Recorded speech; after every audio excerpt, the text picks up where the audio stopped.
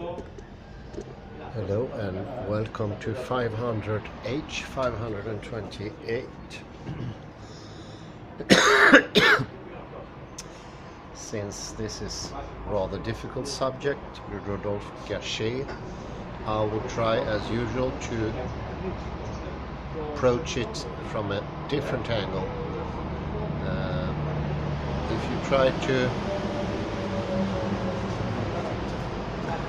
close in on the subject in the same manner you always do, it will not lend itself to understanding. You need to find different ways of understanding, because it's maybe one of the most difficult subjects so far with a mirror. And as usual, chance could be a good thing. Try that before, and we did run into some great luck, I would say. Sorry.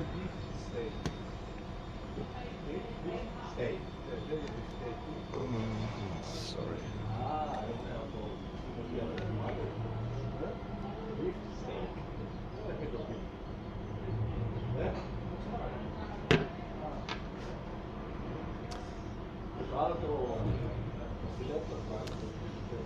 And I was thinking of trying out this book. It's called The Dynamics of Time and Space. It goes quite into fractal geometry and how to think about knowledge. And this is what Rodolphe Gachet is pointing to, that automatically almost we get a development of limitations of knowledge. And one of the reasons we get into troubles when trying to understand high-strung philosophers like Jacques Derrida and Martin Heidegger is that our previous understanding, our limitation in understanding, and seeing possibly everything. I think very common would be only see knowledge in the way of an isolated reflection plus either philosophical reflection or absolute reflection. Very seldom we see that we are able to take in all three at the same time. And this is something that's handled by this lovely book by Toton Tulku. And he's trying to do the same thing. He came to the United States, California, Berkeley, if I don't misknow myself, 51 years ago. 50 years was the celebration last year for his arrival in the United States. But he noticed after circa 20 years he ran into considerable difficulties in conveying especially something called Kriya Yoga, one of the yoga styles, to Westerners. Because their way of using themselves is so different, and it didn't lend itself to development. And he tried to alleviate the problems, and of course this goes both for bodily like mental movement. He looked at the body foremost than anything else, but it also pertains to the mind. There is no difference, as we know from the discoveries of the cerebellum. Human movement is both thinking wise and corporal, and if we don't have the corporal movement we cannot either understand. And one of the things that we sort of get tricked into thinking all understanding is the same is that we share a certain type of understanding. Implicitly we know that, and we take that to be something that we usually call the outer world, or a common understanding frame.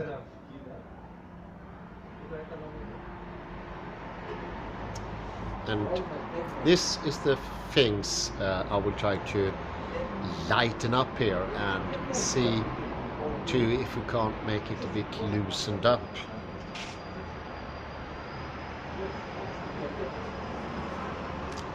His approach is so different so it doesn't look like anything I come across before, and this is a good thing. The difference makes it a lot more heightens the possibility of an understanding. And crossing here Rudolf Gachet with Tartan Toko, I think that brings some hope in the possibility of a clear understanding of the problem. On page 53 here in the book, he writes about what he calls projected familiarity. Thought structures experienced by building up reality, building up in citation. Together with the content, they communicate the substantiality of that content, a sense of persistent qualities and independent presence, a special kind of mass that exerts its own gravitational pull. This gravitational force in turn shapes what appears to and through the mind in ways that structure the whole, conforming to the established order.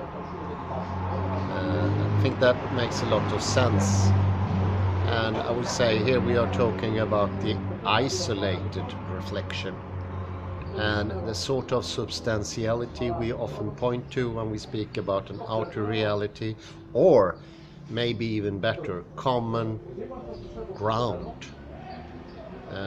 Possibly what Gadamer called horizon of understanding. This is the really thing that we say we need for us for it to be able to be understandable.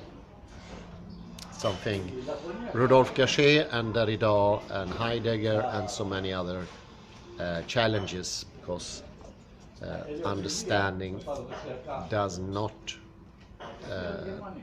command that there is a similar understanding from the beginning.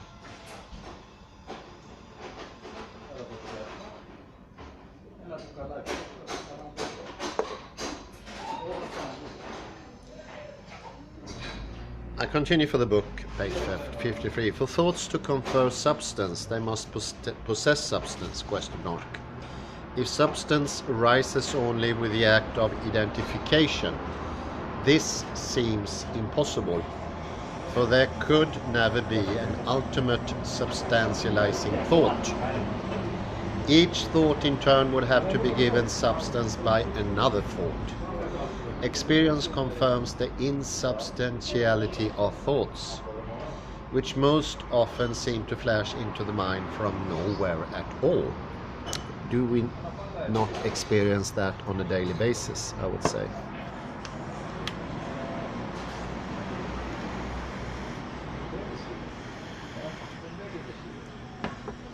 Even when the content of one thought traces to the immediately preceding thought, there seems to be no clearly defined mechanism through which the first thought gives rise to the second, no way in which substance can be transmitted. What he looks for here is a connection between the thought to bring the same substance into life, or to keep it permanent. And since thoughts come and go, how could they actually be held responsible for this perceived idea of a substantiality in reality? Yet the power of thoughts to establish substance and the unfounded nature of what is thought about apart from the act of thinking is accepted unthinkingly. We can trace this unthinking acceptance to our previous commitment to the communiqué. The communiqué, I have to explain, is his only neologism he uses in this specific book. He has several books, but he speaks about the communiqué here. I think I should give you a definition. I don't think it's more than fair.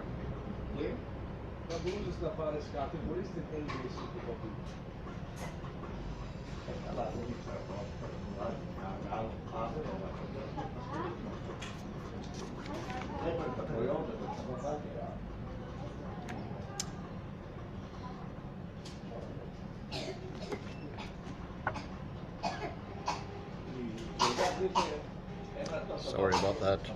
Should have put papers in before I will.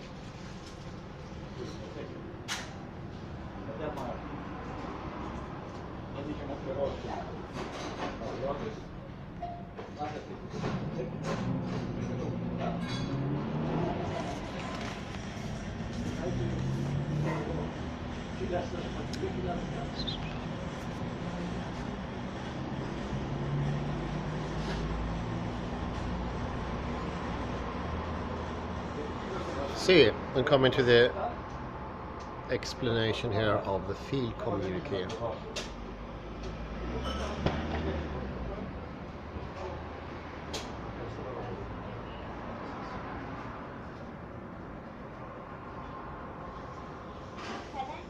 The individual appearances that make up the content of experience manifest in terms of the field communique, which unites them in somewhat the way that stock ownership unites the shareholders of a corporation.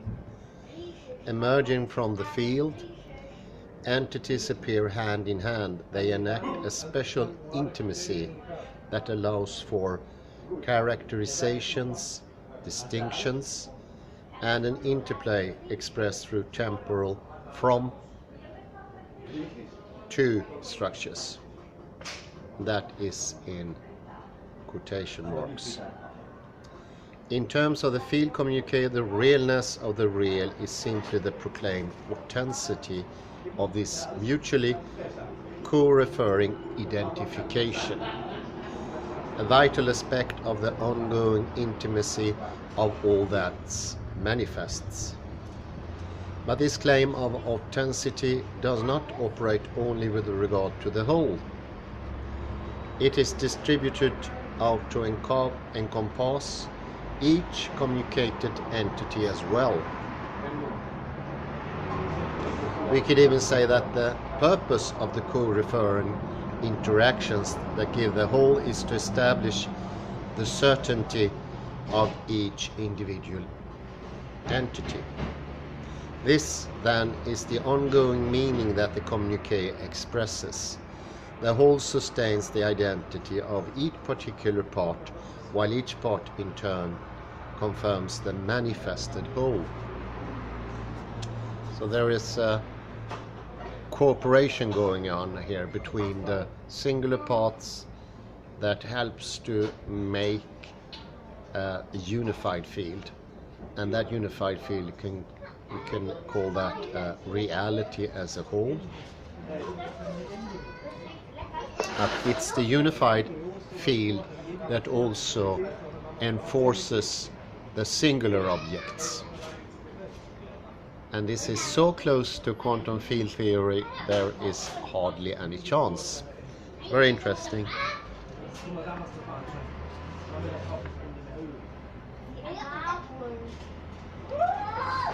This mutual presenting serves the purpose of present. Each specific juncture is authenticated, identified as the real object of an authentic perception, imposed as the self-juxtaposition of the presupposed. This unique juncture self-manifests owning the qualities that qualify it to be. The image of the field communique suggests how appearance can appear as substance. It confirms what we earlier assumed. The substantial nature of what appears is simply an output of appearance.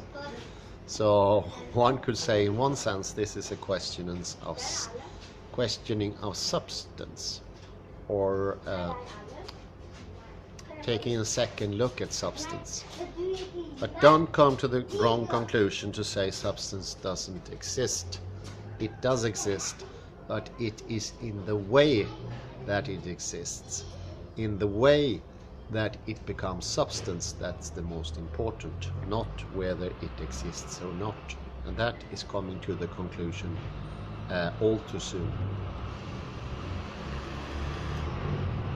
The conclusion often made within Buddhism in the West, Alan Watts made that mistake many times. and all Western scholars of Buddhism. This is, however, not Buddhism. This is another tradition called Dzogchen, and mainly because this tradition is not very popular in the West, it has not become affected by this misinterpretation. And still, we need to add something to the idea of misinterpretation. It's how we are bodily constitute. There's not really a misinterpretation. We need also to have the bodily movement. We cannot understand this without training the body in a specific way. It goes hand in hand. As long as you understand something in the same way, you are assuming that all material is identified as being the same, and that's the first mistake.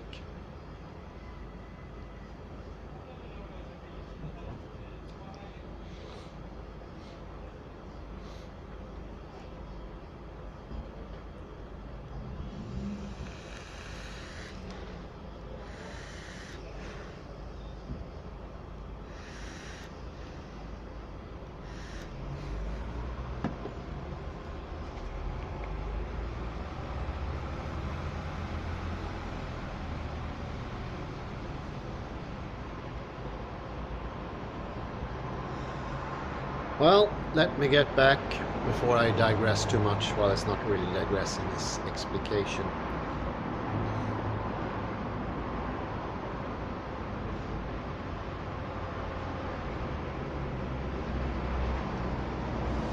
The image of the field communique, as I said, suggests how appearance can appear as substance. It confirms what we earlier assumed, and that is the substantial nature of what appears is simply an output of appearance. Though substance appears as substance, it does not depart from the original interplay of the communique, in which each appearance is echo-like in nature. The source of substance is the interaction of what does not have substance. Each qualified imposed uniqueness is presented within the field. For each appearance there is nothing above or beneath it, no point of origination more solid than its own communication.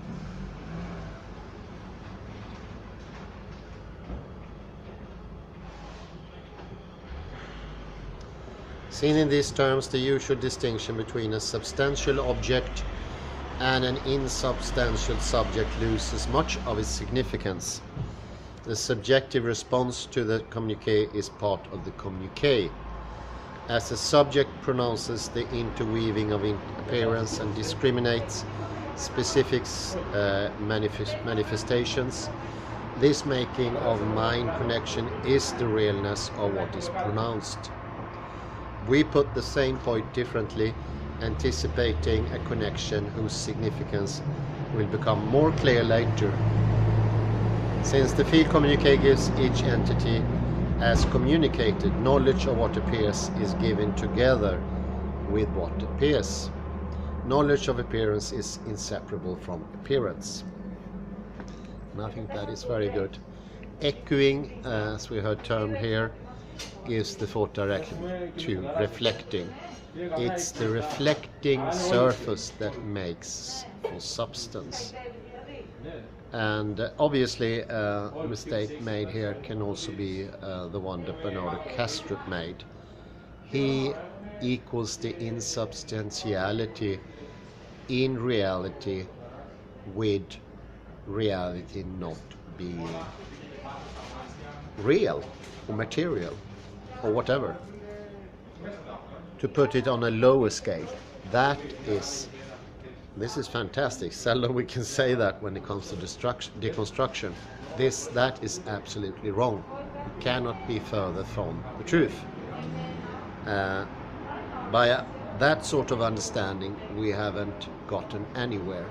We just made the most usual reversal. And by adding different reversals, putting them together, we think we made something new. But in the end, all we manage is a virtual renaming of the stuff. And something that often Derrida points out, renaming is part and parcel of what the logocentric movement is and what it does and how it sort of survives. It doesn't survive, it's always new. The confusion is not to be permanent, one could say. The confusion is in itself the lack of a solid line. Each and every time it's completely new. And if you, in Tartan Tulku's description, listening to the echo and not the original sound, you put your nose in it. If you're just looking for the original sound, you have also put your nose into it. Both ways won't do it.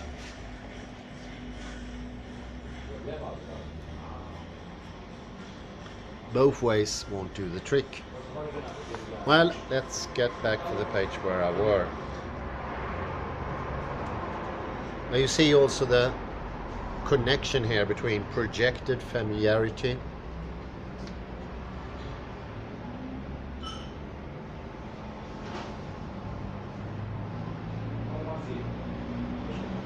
and the appearance of substance. There is a familiarity, one could say, that isn't an infamiliarity. It's nothing you've ever seen before. But constantly, in each moment, you project familiarity, but you are tricking yourself, so to speak. And you are constantly changing in between what is reflected in the mirror and the reflection. And it's this constant changing that is part of the problem.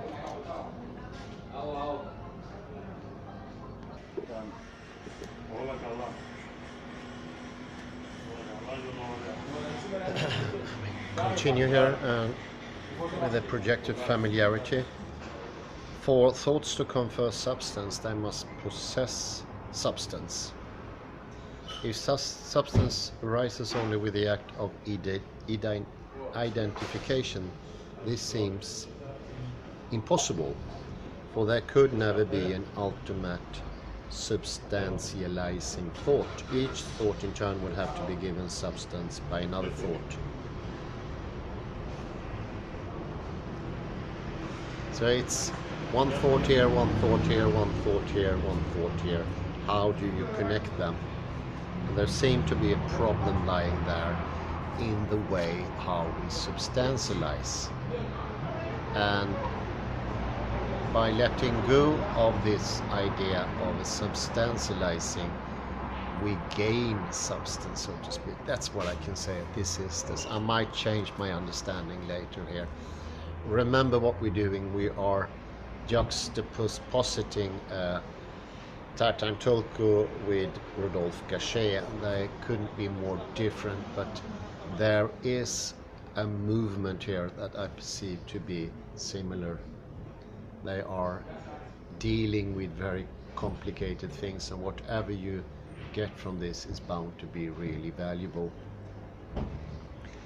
Yet the power of thoughts to establish substance and the unfounded nature of what is thought about apart from the act of thinking is accepted unthinkingly. We can trace this unthinking acceptance to our previous commitment to the communique. Thoughts may arise like bubbles in a stream of water, but we are intent on entering the thought's bubble world. From within that world we can no longer ask where the bubbles come from or goes to, nor can we challenge the substantiality of what appears within the bubble. The pronounced content of the thought refers to and affirms other related content, understood as being situated elsewhere. The content of the previous thought, the existent present in the preceding moment. The preceding moment itself, in fact, the whole lineage of the present arising. Patterns of engaged images yield familiar projections, which are pronounced into daily life. So here we see both the isolated reflection and a philosophical reflection going on at the same time, and it's the lack of the third component that renders it a bit cumbersome or problematic, if you say that. And the problematic erupts because you want to have either or. You can have either or by admitting the absolute perspective as well. That seemed to be the main zest of it. Remember, deconstruction is usually perceived to be some sort of criticism of the text, or a further explanation of the text, or some revealment of a hidden message in a text, when Derrida himself said it was nothing of the kind. Deconstruction is always the love for the original text, and to put it bluntly is to let the text be actually what the text is and nothing else. And that is something I can relate to myself. I was painting for a rather long time, 12 years, Renaissance painting, and I never had the pleasure of anybody seeing the paintings, even if I had a couple of exhibitions, 4 or 5. And that is because, and I wouldn't say bias, because this lies both in the object pole and the subject pole, and that's indiscernible. You can't adjust yourself in a specific way so you won't perceive that there is a hidden variable going on here that makes it impossible for you to see the painting. But I mentioned often before that one reaction often was, that is exactly like a photo. And my response was, photo what? Which part of reality? And at what depth of reality? And where was that reality situated? And that is a misunderstanding on both parts, object part and subject part, and the idea of there being some sort of ideal in the mirror. That ideal is pushing away reality, pushing away presencing, making it very hard to be present in your own dealings. Be effective, really understanding, and have thinking that is decisive and working. I think that cuts it for now.